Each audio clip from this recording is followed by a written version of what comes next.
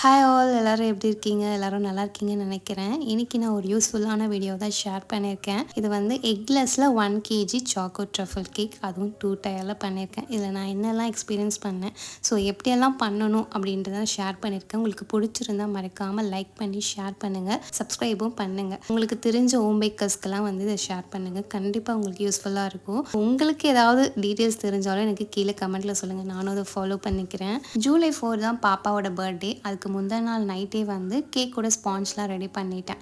So eggless பொறுத்த வரைக்கும் நம்ம ஒரே டின்னில் பேக் பண்ணுறதை விட தனித்தனி டின்னில் பேக் பண்ணால் தான் நமக்கு சீக்கிரமாக பேக் ஆகும். அது மட்டும் இல்லாமல் ஓரளவுக்கு ஹைட் கிடைக்கும். இதில் வந்து ஒரே டின்னில் பேக் பண்ணும்போது நிறைய நேரம் வந்து பேக் ஆகிற மாதிரி இருக்கும், ஹைட்டும் வந்து வராது. ஸோ இந்த டிப்ஸை வந்து நீங்கள் ட்ரை பண்ணி பாருங்கள். அதனால தான் நான் தனித்தனியாக பண்ணி வச்சுருந்தேன். இது வந்து 1 கேஜினால நான் எப்போவுமே 1 கேஜினா ஒரே கேக்காக பண்ணிவிடுவேன். பட் இந்த வாட்டி வந்து புதுசாக ட்ரை பண்ணலாமே அப்படின்ட்டு 2 டயரில் தான் வந்து ட்ரை பண்ணியிருந்தேன். கீழே இருக்க பேஸ் வந்து பார்த்தீங்கன்னா 750 கிராம்ஸ் கிட்ட வந்துடும், மேலே 250 கிராம்ஸ். ஸோ டோட்டலாக 1 கேஜி வந்து பிளான் பண்ணியிருந்தேன்.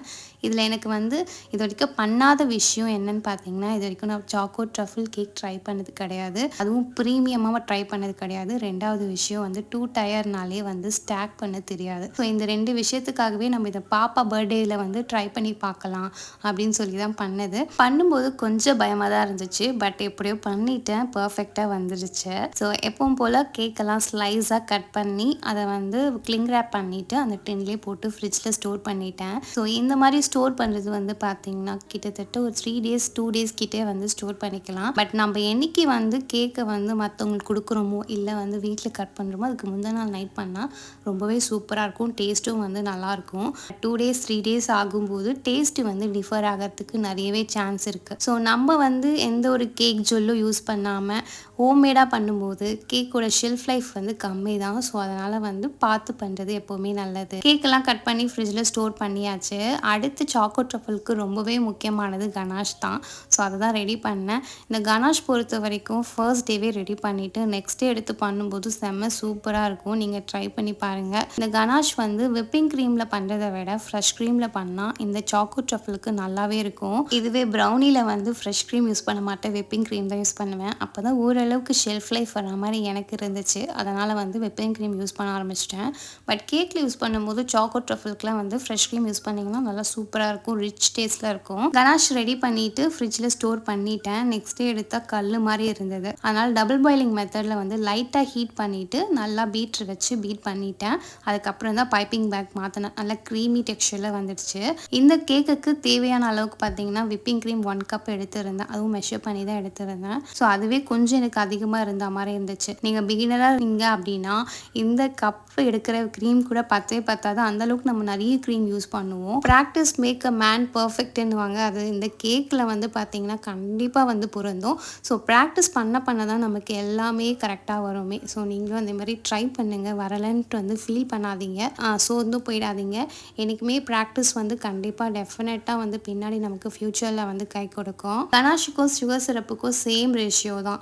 இப்போ சுகர் சிரப்பில் 2:1 50 கிராம் தண்ணி எடுக்கிறீங்கன்னா அதில் பாதி வந்து 25 கிராம் வந்து சர்க்கரை எடுத்துக்கணும். அதே தான் வந்து கனாஷ்லேயும்.